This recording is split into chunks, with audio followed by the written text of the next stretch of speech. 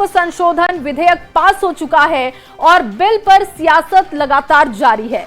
RJD का आरोप है कि जेडीयू ने मुसलमानों के साथ छल किया, तो वहीं जेडीयू ये दावा कर रही है कि इस बिल से पसमानदा मुसलमान, जो कि मुसलमान समाज की सबसे बड़ी आबादी है, उनमें काफी खुशी है। और खुशी की वजह यह है कि पहली बार उन्हें वक्फ बोर्ड में जगह मिली है।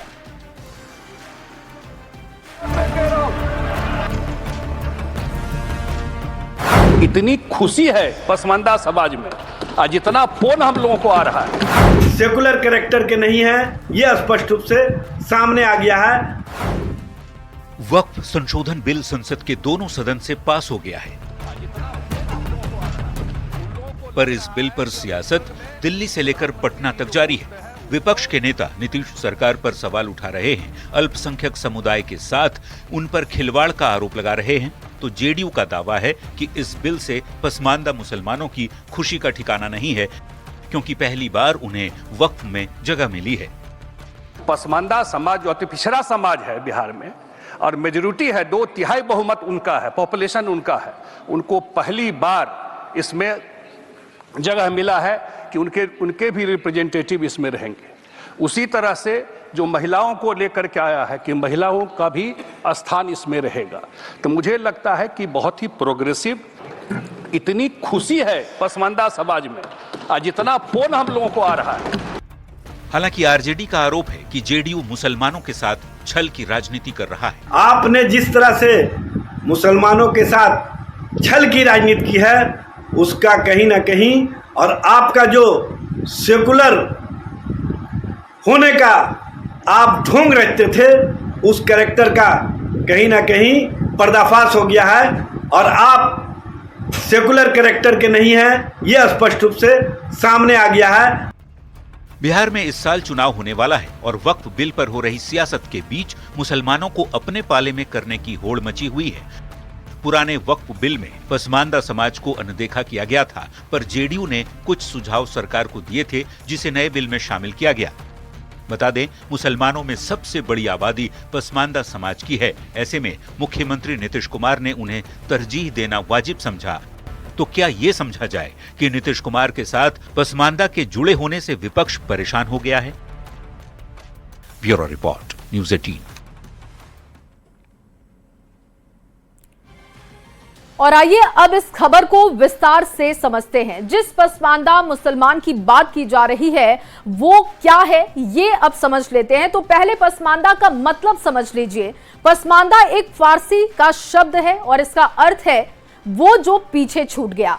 अब समझिए कि पसमानदा मुसलमान कौन है और ये क्यों बहुत महत्वपूर्ण हो जाते हैं।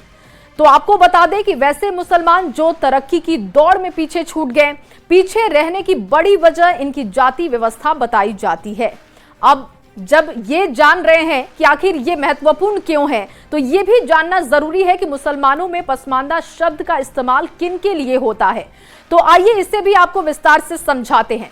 देखिए, अन्य पिछड़ा वर्ग, अनुसूचित जाति और अनुसूचित जनजाति के लिए इस शब्द का इस्तेमाल होता रहा है। और इसके साथ ही आपको बताएं कि एक व्यवस्था इसमें बनाई गई है जिसके जरिए पसमानदा मुसलमानों को चिन्हित किया जाता है। पहले मुसलमानों में जाति व्यवस्था के लिए 3 शब्दों का इस्तेमाल होता था। अशराफ और अजलाफ के साथ ही अर्जाल से लोगों को जाना जाता था। अशराफ का मतलब है उच्च वर्ग के मुसलमान, जबकि अजलाफ का मतलब बताया जाता है कि वो पिछड़े वर्ग के हिंदू जो कन्वर्ट होके मुसलमान बन चुके हैं।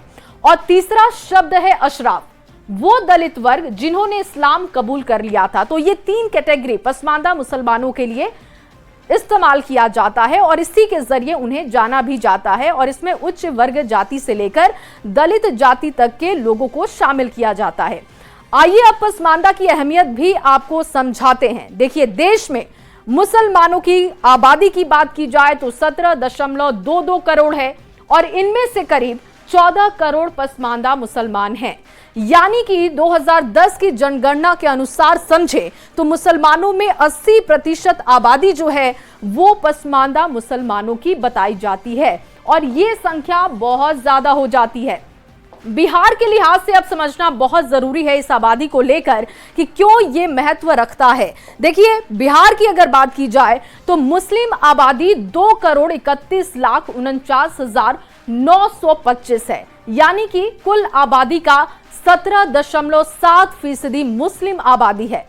और इसमें भी पसमानदा मुसलमानों की बात की जाए तो 80% पसमानदा मुसलमान पाए जाते हैं।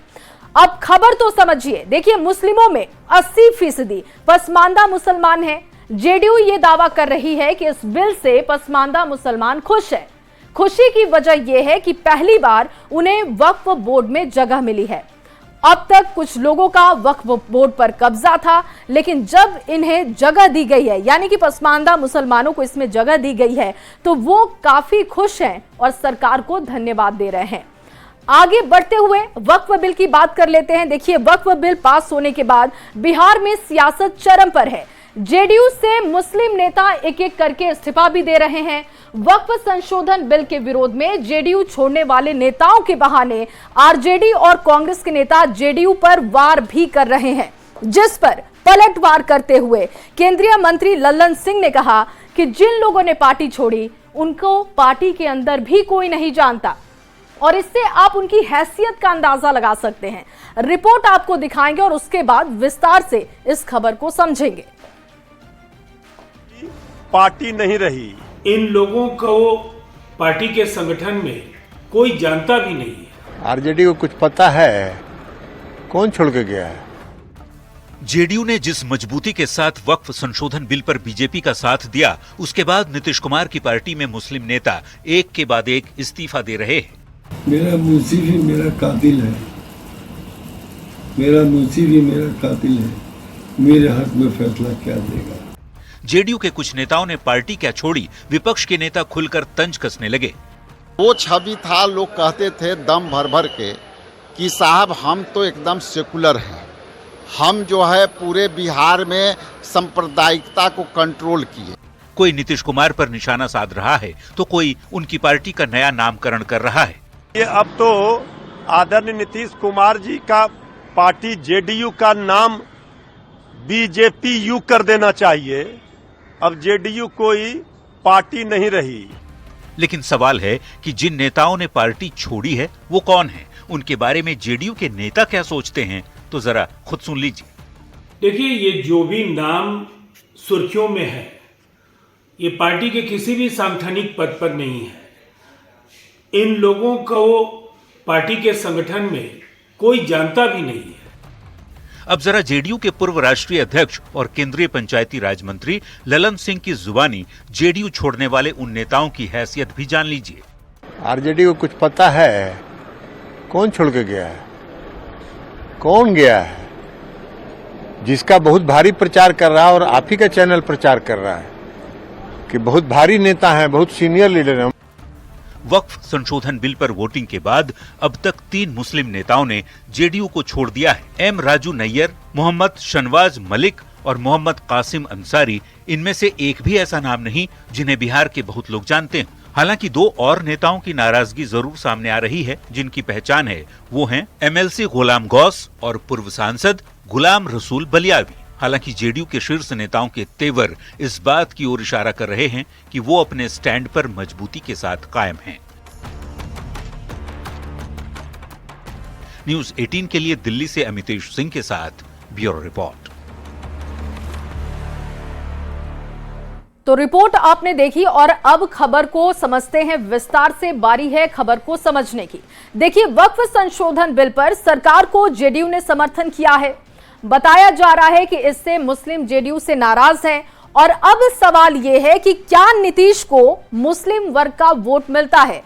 इसको समझने से पहले यह जानना जरूरी है कि नीतीश कुमार ने मुसलमानों के लिए क्या कुछ किया। तो आइए इसे समझते हैं।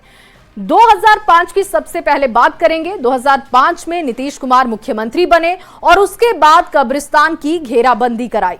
भागलपुर दंगे की न्यायिक जांच कमेटी का गठन भी हुआ और दोषियों को सजा भी उन्होंने दिलवाई। इसके अलावा अगर बात की जाए तो अति पिछड़ा के 20% आरक्षण को लागू किया, जिसका लाभ मुसलमानों को सीधे तौर पर मिला। खबर को यह समझिए कि किस तरीके से नीतीश कुमार ने इन्हें फायदा दिलाया था, लेकिन क्या नीतीश को इसका फायदा हुआ, अब इसको भी समझ लेते हैं। आगे बढ़ते हुए, मदरसों को सरकारी मान्यता उन्होंने दिलाई और मदरसों के शिक्षकों की सैलरी को सरकारी शिक्षकों के बराबर कर दिया। इसके अलावा आपको बताएं कि मदरसा, कब्रिस्तान, तालीमी और मरकज, अल्पसंख्यक छात्रावास और अल्पसंख्यक आवासीय विद्यालय भी उन्होंने बनवाए। इसके अलावा क्या काम किया नीतीश कुमार ने, वो भी आपको बताते हैं। देखिए, मुस्लिम छात्रों को भी छात्रवृत्ति देकर पढ़ने का उन्होंने मौका दिया। तो ये तमाम चीजें उन्होंने मुसलमानों के लिए किया और क्या इसका फायदा मिला, ये आपको समझाने की हम कोशिश कर रहे हैं। लेकिन सवाल वही कि नीतीश ने मुस्लिमों के लिए काम तो किया, क्या वोट मिला? और इसे समझाने के लिए अब आपको बता दें कि 2006 से 2014 तक 5 मुस्लिम नेताओं को राज्यसभा भी उन्होंने भेजा। ये नेता कौन है, ये भी जान लीजिए। देखिए, अली अनवर, एजाज अली, साबिर अली और कहकशा परवीन और इसके साथ ही गुलाम रसूल बलियावी, ये तमाम वो नेता हैं जिनको राज्यसभा भेजा गया नीतीश कुमार की तरफ से। खबर को समझिए। देखिए, इन 5 नेताओं में से 4 पसमानदा मुसलमान हैं और इसीलिए कहा जा रहा है कि जो पसमानदा मुसलमान हैं वो काफी खुश हैं सरकार के इस एक्शन से।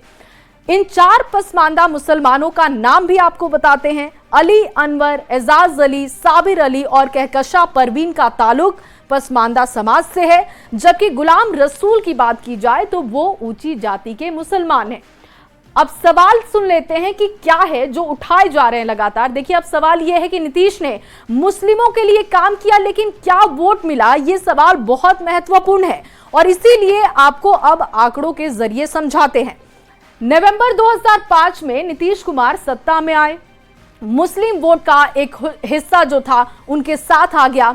खास तौर पर अगर पसमानदा मुसलमानों की बात की जाए तो वो नीतीश कुमार के साथ ही दिखाई दिए, क्योंकि नीतीश ने उनके हक की बात रखी, राज्यसभा तक भेजा और उनके लिए बहुत काम किया। इसी वजह से पसमानदा मुसलमान नीतीश के साथ गए। 2010 के आंकड़ों पर भी नजर डालते हैं और वो क्या कहते हैं, इसको भी समझिए। देखिए, 2010 में नीतीश को मुस्लिम समर्थ का एक तरह से स्वर्ण काल कहा गया। बीजेपी के साथ होने के बावजूद नीतीश कुमार को 2010 के विधानसभा चुनाव में 40% वोट मिले थे, यानी कि फायदा नीतीश कुमार को भी इसका मिला। मुस्लिमों के भरोसे नीतीश ने 2013 में बीजेपी को छोड़ा था। 2013 में जब वो बीजेपी से अलग हुए तो कहा गया कि मुस्लिमों के भरोसे ही उन्होंने बीजेपी को छोड़ दिया। 2014 में नीतीश कुमार की पार्टी अकेले चुनाव में जाती है और 2014 के लोकसभा चुनाव में जेडीयू को महज 2 सीटें मिलती हैं, क्योंकि जिस मुस्लिम समाज की वजह से नरेंद्र मोदी के नाम पर नीतीश कुमार ने बीजेपी के साथ अपना पुराना गठबंधन तोड़ दिया, उस समाज ने नीतीश कुमार की बजाय आरजेडी और कांग्रेस को वोट कर दिया। अब खबर को आपको समझाते हैं कि आखिर इसमें मसला क्या हुआ और आगे किस तरीके से नीतीश कुमार की पार्टी को लूज भी करना पड़ा। यही नहीं, नीतीश कुमार जब 2015 में आरजेडी और कांग्रेस के साथ महागठबंधन में गए तो मुसलमानों का एक मुश्त वोट महागठबंधन को भी मिला, यानी कि सीधे तौर पर जैसे ही नीतीश पार्टी बदलते हैं, गठबंधन बदलते हैं, तो इसका फायदा उस ओर चला जाता है। एक आंकड़े के मुताबिक भी आपको ये समझाते हैं कि इसका फायदा कैसे नीतीश कुमार को मिला। तो 2015 का ये आंकड़ा है, 69% वोट महागठबंधन को मिले थे जब नीतीश कुमार महागठबंधन के साथ गए। ये जानकर आप हैरान हो जाएंगे कि जिन सीटों पर जेडीयू के उम्मीदवार उतरे उन सीटों पर जेडीयू को 78% वोट मिले, जबकि आरजेडी जिन सीटों पर चुनाव लड़ी उन सीटों पर उसे महज 59% मुस्लिम वोट मिले। ये सीधे तौर पर नीतीश कुमार की तरफ जाते हुए दिखाई दिए। लेकिन आरजेडी से अलग होते ही मुस्लिमों ने एक बार फिर से जेडीयू या कहें कि नीतीश कुमार का साथ छोड़ दिया। 2019 में और 2020 के साथ ही 2024 के चुनाव में नीतीश कुमार की पार्टी को बहुत कम मुस्लिम वोट मिलते हैं। यहां पर नीतीश से मुस्लिम छटकते हुए दिखाई देते हैं। अब आंकड़ा जो आपके सामने हम रख रहे हैं 2020 का फिलहाल अभी आप आंकड़ा देख रहे हैं। अब ये जो आंकड़ा आपको बताएं 2015 की बात करें तो जेडीयू से कम वोट मुस्लिम वोट पाने वाले आरजेडी कांग्रेस के महागठबंधन को 2020 विधानसभा चुनाव में 77% वोट मिलते हैं।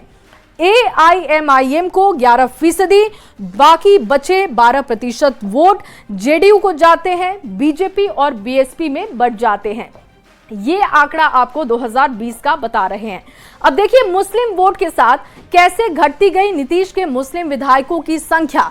एक समय ऐसा आया जब विधायकों की संख्या भी घटती गई वोट बैंक के साथ। 2005 का आंकड़ा आपके सामने रख रहे हैं और आपको बताएं कि 2005 में 4 मुस्लिम विधायक थे, 2010 में 7 मुस्लिम विधायक पार्टी के साथ, 2015 में ये आंकड़ा 5 मुस्लिम विधायकों का होता है, जबकि 2020 में एक भी जेडीयू का मुस्लिम कैंडिडेट नहीं जीत पाता है। एक समय ऐसा भी आया जब पूरी तरीके से मोह भंग मुस्लिम समाज का नीतीश कुमार से हो जाता है। ऐसा नहीं है कि नीतीश कुमार ने टिकट नहीं दिए, नीतीश कुमार की तरफ से पार्टी की तरफ से 11 मुस्लिम उम्मीदवार चुनाव में उतारे जाते हैं और सभी 11 की हार भी हो जाती है।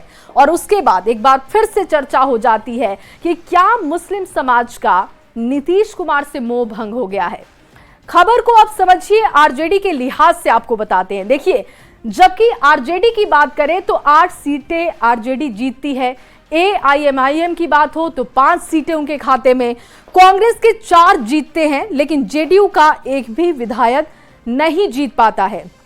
सवालों के जरिए खबर को समझाने की आपको कोशिश करेंगे। अब सवाल क्या है ये देख लीजिए। क्या विकास करने के बाद भी नीतीश को मुस्लिम वोट नहीं दे रहे थे? पहले भी कम वोट मिलते थे और अभी भी वैसी ही स्थिति क्या रहेगी? ये भी सवाल बहुत महत्वपूर्ण है। क्या 17% की बजाय 83% पर फोकस करने का फैसला किया गया है? क्या मुस्लिम नेताओं की नाराजगी से जेडीयू की सेहत पर असर नहीं पड़ेगा?